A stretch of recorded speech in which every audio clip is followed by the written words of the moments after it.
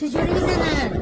واو این همه اینا هاردور میکنن یه دفعه میان میزنن درب و داغونشون میکنن و به خون آتیششون میکشن.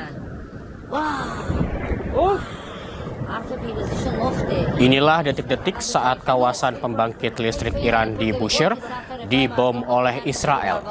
Serangan ini menewaskan seorang petugas keamanan. Sementara serangan lain mendarat hanya 75 meter dari gedung utama. Meskipun PLTN Bushehr belum mengalami serangan langsung, namun Badan Atom Internasional mengingatkan jika serangan ini bisa memicu bencana radioaktif. Bencana ini tak hanya membahayakan untuk warga Iran, tetapi juga negara-negara di Timur Tengah. Hingga kini, kawasan PLTN Bushehr telah diserang sebanyak 4 kali.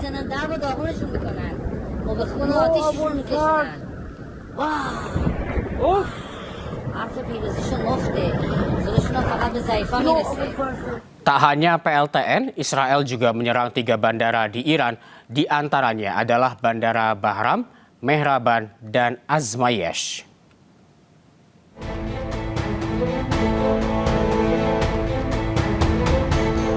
Inilah video saat Bandara Internasional Mehrabat di Teheran, Iran terbakar akibat serangan Israel. Serangan Israel menyasar pesawat tempur Iran yang diklaim IDF berada di bandara ini. Tak hanya Bandara Mehrabat, di hari yang sama Israel menyerang 2 bandara lain di Iran. Keduanya adalah Bandara Bahram dan Azmayesh.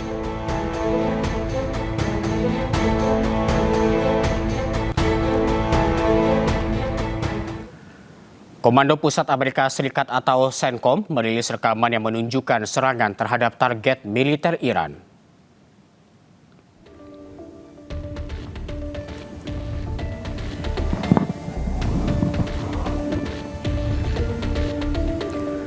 Rekaman video memperlihatkan sebuah kendaraan dan berbagai infrastruktur Iran hancur usai mendapatkan serangan dari Amerika Serikat.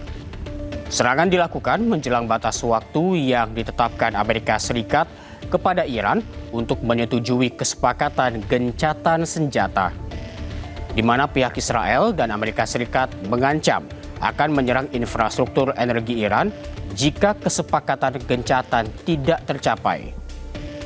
Meski tidak direspon oleh Iran yang kian masif melakukan serangan balasan, Pakistan sebagai penengah menyatakan telah melakukan bertukar rencana perdamaian 2 tingkat dengan Washington dan Teheran, di mana tahap pertama dilaporkan menyerukan gencatan senjata segera selama 45 hari dan kemudian tahap kedua pembukaan kembali Selat Hormuz.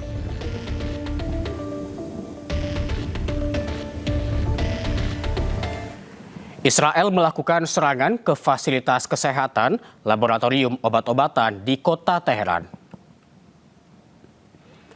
Pusat Penelitian dan Pengembangan Farmasi Taufik Daru di Teheran hancur lebur setelah diduga menjadi sasaran serangan Israel. Kerusakan yang terjadi cukup parah, menghancurkan semua peralatan laboratorium. Menurut aturan dalam Konvensi Jenewa, fasilitas medis termasuk apotek, pabrik obat, rumah sakit, dan distribusi obat dilindungi sebagai objek sipil. Sementara fasilitas yang bisa dianggap target sah adalah jika fasilitas tersebut memang terbukti digunakan untuk produksi militer seperti menyimpan bahan kimia untuk senjata. Hingga rekaman ini dipublikasikan, pihak berwenang Israel belum memberikan komentar terkait serangan tersebut.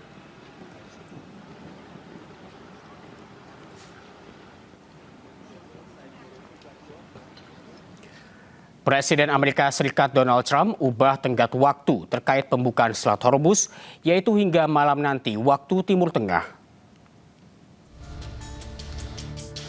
Trump melalui media sosial pribadinya mengunggah pesan singkat dengan menyebut jadwal tenggat waktu Iran untuk segera membuka Selat Hormuz.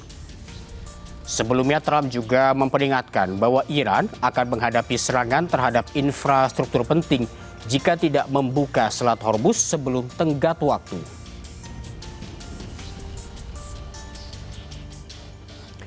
Trump juga mengeluarkan peringatan keras melalui platform miliknya, yakni Truth Social. Dalam unggahannya, Trump memberikan peringatan keras kepada Iran terkait situasi di Selat Hormuz. Ia menyebut akan melakukan tindakan tegas terhadap infrastruktur Iran jika situasi tidak berubah. Fasilitas energi seperti minyak dan gas, pembangkit listrik, dan jembatan di Iran kemungkinan akan menjadi target serangan Amerika Serikat dan Israel jika Iran tak kunjung membuka Selat Hormuz.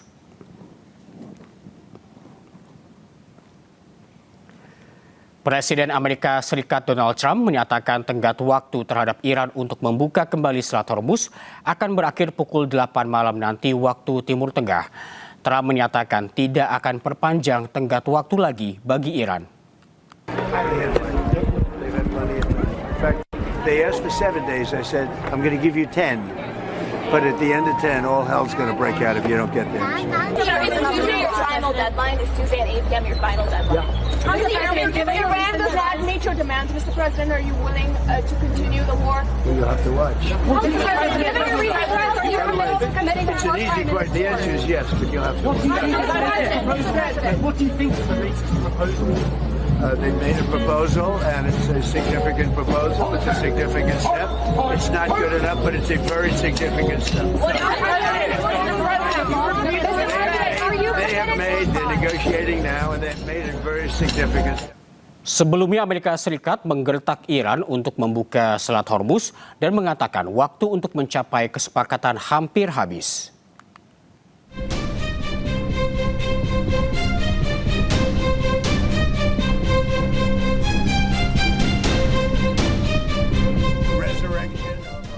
Presiden Amerika Serikat Donald Trump dan Israel menekan Iran untuk membuka Selat Hormuz.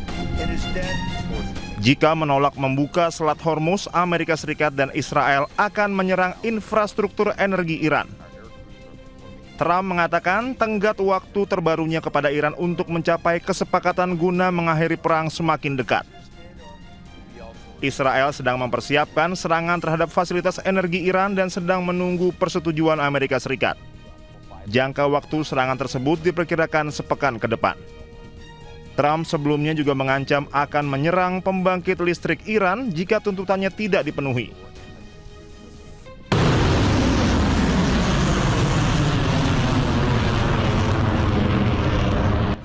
Sementara Iran tak gentar dengan ancaman Amerika Serikat dan Israel. Iran menolak proposal gencatan senjata 48 jam dari Amerika Serikat dan menuntut ganti rugi perang serta penarikan pasukan Amerika Serikat.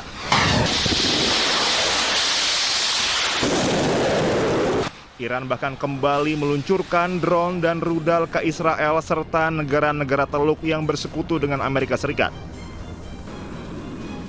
Dua hulu ledak dari rudal klaster Iran jatuh di dekat markas militer Kiryat di Tel Aviv.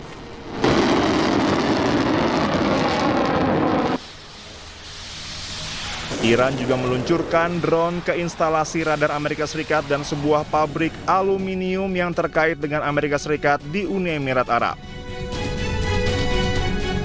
Tak hanya itu, Iran juga menyerang markas militer Amerika Serikat di Kuwait sebagai balasan atas serangan mematikan terhadap pusat industri Iran. Amerika Serikat memberikan tenggat waktu terakhir agar Iran membuka kembali Selat Hormuz. Namun, Iran belum memberikan sinyal akan turuti permintaan Amerika Serikat. Dan berikut cuplikan dialog dengan pengamat Timur Tengah Hasibullah Satrawi. Pak, ini kan beberapa jam lagi begitu tenggat waktu dari ancaman pemerintah Amerika yang memberi waktu 48 jam untuk membuka Selat Hormuz, mengancam akan membombardir Iran habis-habisan jika tidak digubris. Menurut Anda, apa yang akan dilakukan Iran? Ya, saya rasa memang masyarakat dunia ataupun pihak-pihak yang mengikuti perkembangan perang ini sekarang dalam cemas-cemas tinggi di dalam mengikuti waktu demi waktu, terutama tidak lebih dari 20 jam ke depan. Karena kalau kita hitung secara perbedaan waktu di antara kita dengan Amerika, maka ini kurang lebih jatuh tempo jam 7 pagi besok waktu Indonesia Barat, atau jam 4 besok pagi waktu Mekah atau jam 8 malam waktu Amerika, hari Selasa malam. Jadi selisih waktunya cukup banyak. Dan saya melihat perkembangannya detik demi detik, waktu demi waktu, sepertinya memang masih deadlock di antara terutama di antara Amerika dengan Iran, dan yang tidak mau kompromi sebenarnya dari pihak Iran. Karena sekali lagi kalau dari pihak Amerika, misalkan yang terbaru beberapa media di barat seperti Axios itu memberitakan bahwa kalau seumpamanya memang ada harapan deal, maka kemungkinan Trump masih mau memperpanjang kembali ultimatum. Tapi sekali lagi ini saya memahami sebagai cara Amerika untuk terus merayu, terus mendesak pada waktu yang bersamaan agar Iran mau menerima syarat-syaratnya. Tapi sekali lagi dari pihak Iran itu tidak mau kompromi, bahkan satu derajat sekalipun untuk menerima atau menerima syarat-syarat mereka, atau Amerika tidak mau menerima syarat-syarat daripada Iran. Misalkan opsi untuk gencatan senjata terbatas, ya, itu sebenarnya diberikan agar di satu sisi para pihak atau kedua belah pihak bisa makin banyak waktu untuk bisa mendiskusikan, ya, mengkompromikan syarat-syarat mereka, tapi di waktu yang lain ada keleluasan waktu di luar batas waktu yang telah diberikan oleh Trump, yang akan berakhir sekali lagi pada kurang lebih jam 7 besok pagi waktu Indonesia Barat. Namun demikian sampai detik ini kurang lebih sudah 4-5 jam lewat dari jam 7 pagi, artinya kurang lebih 19 jam lagi ke depan, belum ada sinyal-sinyal yang positif dari Iran untuk syarat-syarat yang, atau tekanan-tekanan, bukan syarat. Kalau bagi Iran ini adalah tekanan-tekanan yang didiktekan oleh pihak Amerika Serikat. Baik, Pak Hasibullah, kalau kita lihat ancaman terakhir dari pemerintah Amerika ini kan terkait dengan pembukaan Selat Hormuz. Artinya hingga saat ini Iran pun belum memberikan sinyal bahwa mereka akan menuruti atau mengindahkan begitu ya permintaan dan juga ancaman dari pemerintah Amerika. Apakah menurut Anda ini adalah power control? Karena mengingat deal terakhir kan terkait program nuklir begitu ya. Kenapa sekarang Amerika ini malah memberikan ancaman untuk membuka Selat Hormuz? Kalau pandangan Anda seperti apa? Ya, saya rasa memang ada beberapa catatan terkait dengan sikap Amerika, isu Hormuz, dan juga sikap Iran. Yang pertama, kalau kita lihat dari sisi Amerika dan Donald Trump, ini menunjukkan bahwa memang tidak ada inkonsistensi, tidak ada kestabilan, katakanlah strategi yang diperlihatkan oleh Amerika dan Donald Trump terkait dengan isu Hormuz. Misalkan beberapa waktu sebelumnya, Amerika dengan begitu terang-terangan di depan dunia mengatakan dia bisa mundur kapan saja dari perang ini dan tidak lagi peduli dengan Selat Hormuz.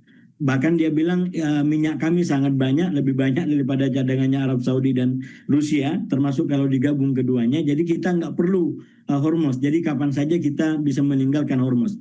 Dan bagi negara sekutu, dalam hal ini Eropa dan mungkin anggota NATO, kalau ingin minyak silakan datang ke Hormuz, bebaskan sendiri Hormuz. Ini satu sinyal, satu pernyataan yang sudah eksplisit disampaikan oleh Trump ke dunia. Tapi kemudian beberapa hari kemudian, ya baik. Ya, tapi malah sekutunya kalau dilihat tidak menunjukkan ini ya gerakan agresif dalam membantu Trump ya. Persis. Jadi ini menurut kita semakin terang benderang betapa Trump tidak punya opsi. Trump dalam keadaan terpojok, dia tidak punya teman.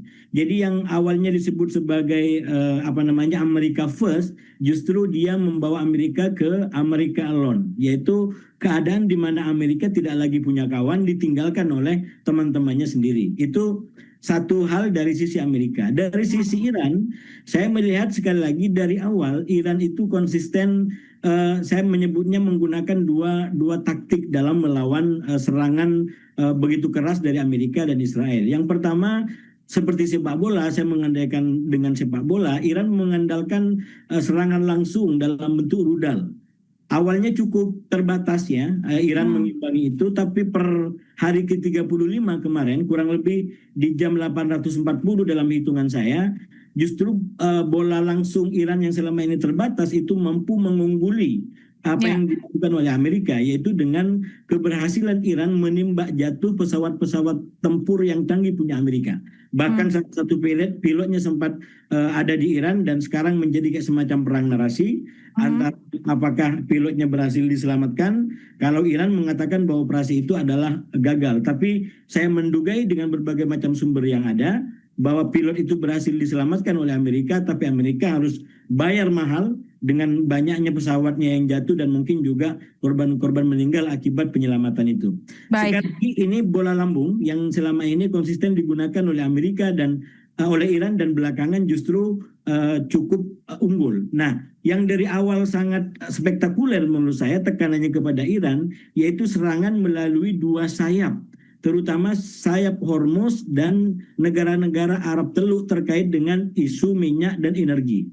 Saya dari awal menyampaikan bahwa serangan Iran melalui dua sayap dalam bentuk bola lambung ini betul-betul membuat Amerika tidak berdaya. Baik, Kenapa berdaya? Pak Hasibullah, kalau kita lihat dari statement terakhir pemerintah Amerika yang mengatakan dalam 48 jam ini akan ada, kalau tidak diindahkan juga akan ada penghancuran semua pembangkit listrik, kemudian juga penghancur semua jembatan. Dan apakah menurut Anda akan ada juga operasi darat yang dilakukan nantinya oleh pemerintah Amerika?